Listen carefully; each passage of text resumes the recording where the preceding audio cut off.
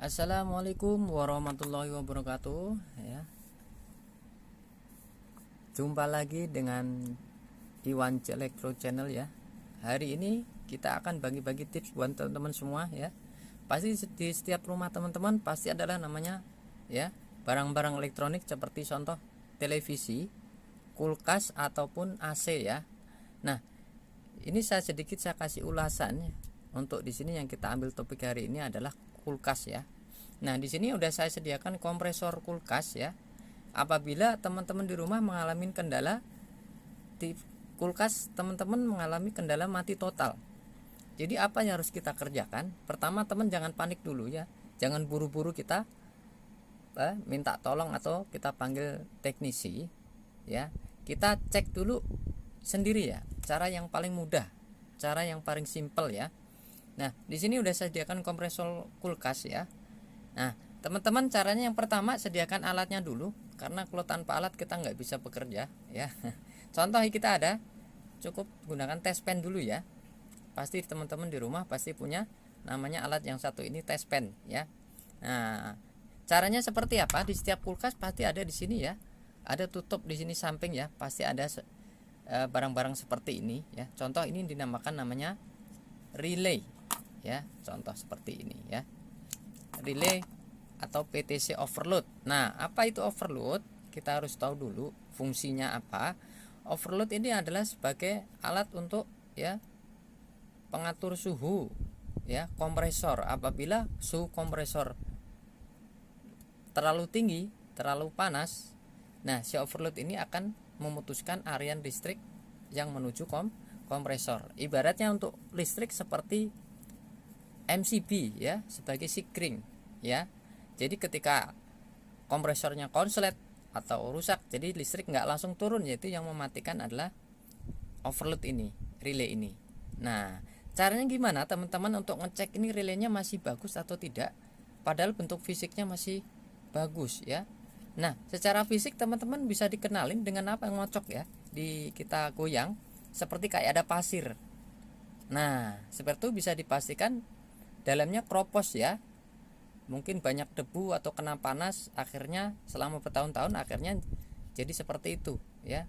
Jadi yang mempengaruhi tegangan listrik masuk kompresor tidak stabil ya. Nah, cara ngeceknya gimana? Cukup sangat simpel sekali ya.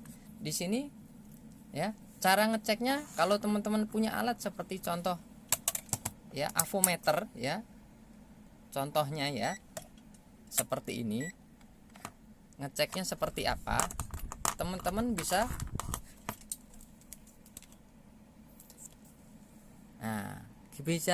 mengecek dengan seperti ini. Ini arus yang masuk, ini arus keluar. Nah, seperti ini. Nah, berarti ini nyambung, berarti bagus ya. Nah, kalau yang rusak ya atau tidak, udah rusak ya, udah tidak nyambung lagi seperti ini ya. Ini arus masuk, ini arus keluar, tidak keluar. Jadi kerusakan ada di dalam ini, bentuk fisik masih bagus ya, enggak bunyi juga, tapi tidak bisa dipakai, rusak. Nah, untuk cara yang kedua, cara memastikannya seperti apa? Gunakan tadi soket yang ada di kulkas tadi yang masih menempel. Cukup teman-teman di sini disambungkan kembali ya. Di sini ada dua. Nah, kita ngetesnya dengan menggunakan test pen ya. Dengan cara kita mengaliri arus listrik ya. Coba kita pasang ya. Nah, ini arus masuk di sini. Nah, di sini ada arus. Nah, ini keluar arusnya di sebelah sini.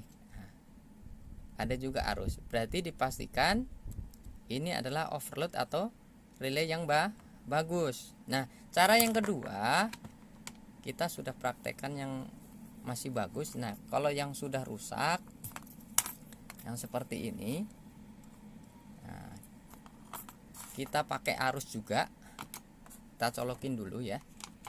Nah, di sini arus masuk di sini ya. Ini ada arus masuk ya, teman-teman kelihatan ya. Di sini arus keluar. Nah, jadi harusnya ini tidak keluar. Kalau kondisi rusak ya. Nah ya, sangat simpel sekali ya. Teman-teman bisa dibeli alat-alat seperti ini di toko-toko elektronik atau toko-toko kulkas atau AC dengan harga yang terjangkau dan lebih hemat. Jadi teman-teman ya merasa puas. Kenapa? Kita bisa mengerjakan dengan sendirinya di rumah. Nah, terkecuali ketika kita udah ganti relay tetap ini tidak bisa hidup, mungkin teman-teman yang kerusakan mungkin lebih berat, bisa teman-teman langsung panggil ke teknisi. Nah, baru seperti itu. Jadi untuk yang ringan-ringan yang kita kerjakan seperti ini, kita bisa analisa sendiri ya. Jadi cukup sekian ilmu dari saya buat teman-teman semuanya, semoga bermanfaat ya. Jangan lupa like, comment, share, and subscribe ya di channel ini, supaya channel ini akan tetap berkembang membagikan tips-tips dan ilmu tentang elektronik ya. Saya akhiri, wassalamualaikum warahmatullahi wabarakatuh.